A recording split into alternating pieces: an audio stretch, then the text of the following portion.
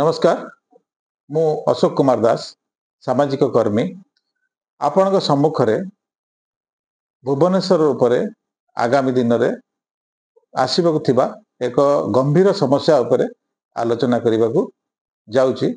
यह एक तथ्यात्मक आलोचना आपण मानकर भल पाइबा मो सहित अच्छी तेणु आपण माने मोर लिंक को सब्सक्राइब एवं लाइक करिए बोली मोर आशा और भरोसा।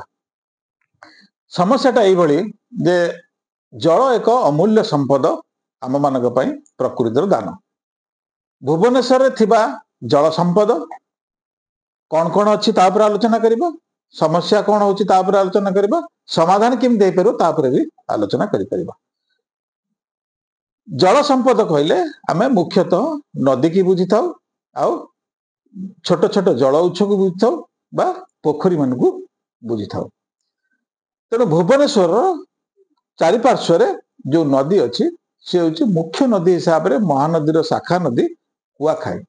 कुआखाई रु गोटे पटे दया नदी बाहर अन्य तल आड़ को देखा गले भार्गवी आ कुशभद्रा ये दुई नदी होकर बे ऑफ बेंगल पड़ी एपटे दया नदी जाकरी आपणकर चिलिका पड़ी। तेणु ये जो भूखंड को रहा भूखंडर चतुर्दिगरे नदीर उत्स अच्छी। आ गोटे उत्स अच्छी जोटा कि कुदुनई बोली कहते जोटा कि चंदगा जंगल बाहरी दारुठेंग अलसुआ रघुनाथपुर देकी जाकरी बरी मुंठारे से कुआखाई मिसी। या द्वारा कौन हुए ना आमर जल उत्स ग्राउंड वाटर रिचार्ज करने आमको साहाय्य करे। आ स्टाग्नांट जल हिसाब रे आम पाखरे अच्छी जे बिंदुसागर पोखरी, चिंतामणेश्वर पोखरी, कांजिया ह्रद, डेरास डैम, गुआ झर, केदार गौरी यही छोट छोट छोट छोट किसी पुष्करिणी आम चारिकड़ जाक अच्छी जो थे कि आमर भूतल जल संरक्षित होगी रोचे प्रत्येक वर्ष ता रिचार्ज हो प्रत्येक समय रे। माटी मूर्तिका कहले आमर एठी खोर्धा जिले में दुई प्रकार मूर्तिका देखा जाए। गोटे हूँ आलुवियम सॉइल, गोटे है लैटेराइट सॉइल। प्रायतः लैटेराइट सॉइल आमर टोटाल भुवनेश्वर भूखंडटा हूँ लैटेराइट सॉइल। लैटेराइट सॉइल गोटे विशेषत्व है से फिल्टर रे कैंडल भलिया काम करे जे कि ऊपर जल को पूरा फिल्टर करके भूतल जल को रिचार्ज करिथाए। किंतु आमे आमर अभ्यास बल आमर जनातारे हो अजनातारे हो आमे बहुत समय रे आकु ए जल उत्स गुडी को प्रदूषित करूछु। ता देरे दुर्नीति भी गोटे पार्ट जोटा कि ए प्रदूषण रो मुख्य कारण भी हबो। केमिति होउची आमर प्रदूषण आमे प्रत्येक बेले आम घर पाखरे जदि सुविधा अच्छी कौन जल उत्स अच्छी कौन ड्रेनेज सिस्टम नहीं से जगह आमे कौन करूचे ना आमे आमर स्वेरेज सिस्टम को लेकिन से पकई दौचे आमर सुविधा पाई जो थे कि आम घर बाहर थुबा अवर्जना से जल उत्स को प्रदूषित करुचे। आउ असीमित भूतल जल को आमे उठाउचे तार व्यवहार भी करुचे तार तादरू आमे 97.5% आम व्यवहार करूने आमे ताकू नष्ट करुचे। आउ रेस्ट पार्ट जहाँ रहा आमे ताकू पानीय जल बा आमर व्यवहार रे लागुची। आगामी दिन में भुवनेश्वर उपरे आमर जनसंख्यार जो माने प्रेशर अच्छी सेटा धीरे धीरे दिन को दिन द्विगुणित होबाकू जाउची। केमिति ना आमर प्राय परिसंख्यान जना जाए जे भुवनेश्वर जनसंख्या हेले 12,85,552 जे होचनी कि फिक्स लोक आज दिन रे अछंती। ता संगरे आमर फ्लोटिंग पॉपुलेशन भी या उपरे माने जनसंख्या बढ़ौची जोटा कि आमर ए जो भूतल जल जल संसाधन उपरे भी सी भी गोटे प्रेशर होउची। तेणु आमर जते कंजप्शन बढ़ुची किंतु आमर जो ग्राउंड वाटर रिचार्ज से कमी कमी जाउछि।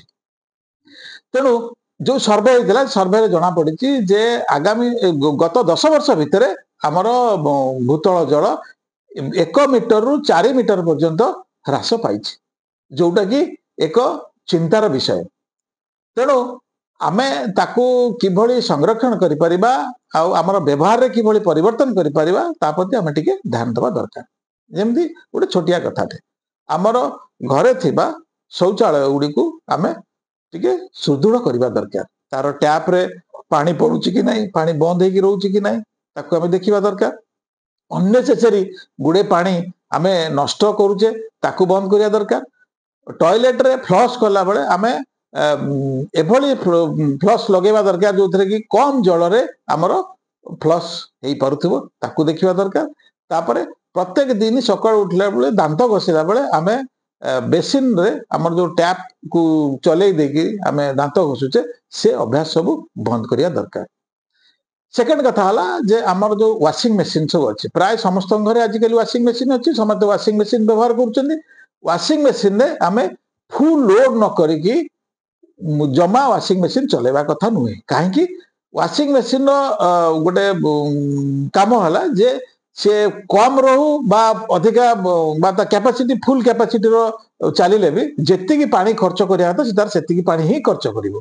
तेणु आपण सेतिपति टिके ध्यान देबा दरकार। तापरे हमर बासन माजिबा, घर सफा करिबा, ए सब गाड़ी धोइबा, तापरे हमर लॉन मानकरे पानी अत्यधिक ओभर वाटरिंग करिबा, ए सब गुडाको आमे टिके नजर करिबा दरकार। तृतीय कथा हला जे हमर इंडस्ट्री रो बाहरतबा वेस्टेज गुडाको से गुडाको आमे कोन करूचु ना खर्च कम करिवा पाई आमे दुर्नीति रो आश्रय नेई ताकू आमे निकटस्थ जल उत्स गुडी को प्रदूषित करूछु। ता द्वारा सेटा पेनिट्रेट हेकिरी भूतल जल को संक्रमित करूछि। तेणु ता प्रति भी आमे टिके ध्यान देबा दरकार। काहे कि ए संपद रो अधिकार समस्त घर अछि। एठी जीव जगत टू आरंभ करी गछलता टू आरंभ करी समस्ते जल संपद उपरे निर्भरशील। तेणु आमको सेति प्रति भी ध्यान देबा दरकार अछि। आ गोटे समस्या होची जे हमर प्रत्येक दिन भुवनेश्वर 852 टन गार्बेज बाहरुची, लिक्विड गार्बेज और सॉलिड गार्बेज। आमे को करिचे ना जो जगह रे आमे गार्बेज को एकाठी करूचे, जो जगह रे आमे गार्बेज सेग्रीगेशन होची बा ट्रीटमेंट प्लांट से बसैचे बसेबा को जाउचे से तो पर्याप्त हेई नाही। ता देरे कोन होची ना आपनकर जो बेसमेंट रे बहुत मात्रा रे एटा सीपेज होची और तार जो केमिकल रिएक्शन जो सीपेज होची से जाईकरी कंटामिनेशन करूची ग्राउंड वाटर को। तेणु आम भुवनेश्वर उपरे आगो को जनसंख्यार जो विस्फोरण आ जनसंख्यार जो प्रभाव जनसंख्यार जो प्रेशर हम से पर हेड कंजप्शन अनुसार जदि आम देखा जाए ग्राउंड वाटर बहुत अवस्था बहुत खराब। तेणु ये गला समस्या समाधान कौन कौन करिपरिबा। सरकारी स्तर में कौन हो पारिबो ना अपार्टमेंट गुडी को नियंत्रण करबा दरकार। केते अपार्टमेंट हबो केते अपार्टमेंट हबो नै ता पई हमकु सरकारी स्तर रे चिंता करबा दरकार अछि। द्वितीय कथा हला जे हमकु बोरवेल मात्रा कौन कोई रहिबा दरकार आ कोठी केते पानी आमे उठे परिबा तार लिमिटेशन पई सरकार आईन आनिबा दरकार अछि। तृतीय कथा हला जे रेन वाटर हार्वेस्टिंग स्ट्रक्चर जदि नाही कोनसी घर तैयारी न करिवार व्यवस्था करिबा दरकार सरकार। तेणु ए जदि आ पई जदि आईन आनी परिबे तेबे कोन हबो ना आमे आगामी दिन रे आमे से भूतल जल को पुणी रिचार्ज करि परिबा। आ गोटे बड़ कथा होची जे हमर जदि वर्षा समय रे जेतिकी वर्षा होउची से वर्षा को जल को संरक्षण करिया पई हमकु प्रत्येक नई रे जेते जाक नई रहिला तळे ऊपर जेति जाक नई रहिला प्रत्येक जगह रे सुविधा अनुसार हमकु बैरेज करियो पड़िबो। बैरेज कले आमे से जल गुडा को संरक्षण करि परिबा।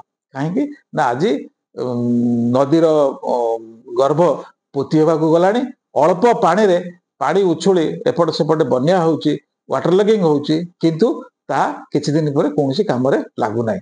तेणु से रिसोर्स टाकू जदि आमे प्रॉपर्ली डिस्ट्रीब्यूट करि परिबा तेबे कोन हबो से आम पई काम रे लागिवो समस्या न होइके। तेणु हे मोर बंधु माने आमे गोटे कथा चिंता करिबा जे जागिले जीवा प्रस्तुति द्वारा विपद मुक्त होगा।